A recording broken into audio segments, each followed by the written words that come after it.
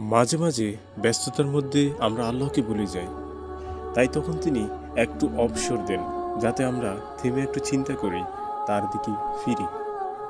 কোরআনে আল্লাহ তাআলা বলেন, অতএব যখন অবসর পাও ইবাদতে কষ্টরত হও আর তোমার রবের প্রতি মনোযোগী হও। এ বিষয়ে রাসূল সাল্লাল্লাহু আলাইহি সাল্লাম আরও বলেন, আসলে অবসর হলো খালি জমিনের মতো, আগাছাও জন্মাতে পারে আবার ফসলও ফলানো যায়। রাসূল সাল্লাল্লাহু আলাইহি সাল্লাম বলেন, দুইটি নিয়ামতের ব্যাপারে অনেক মানুষই ধোঁকায় পড়ে আছেন, এক সুস্থতা এবং অবসর সময়। দুনিয়াতে অবসর বলতে কোনো শব্দ নেই, কারণ রাসূল সাল্লাল্লাহু আলাইহি সাল্লাম বলেছেন, দুনিয়া মুসলমানদের জন্য কয়েদখানা, কাফেরদের জন্য বেহেশতখানা। অতএব প্রিয় ভাই, আমাদের প্রতিটা অবসর সময়কে কাজে লাগাতে হবে। অবসর সময়গুলোকে অবসর না মনে করে ইবাদত বন্দেগী হতে হবে। ধন্যবাদ।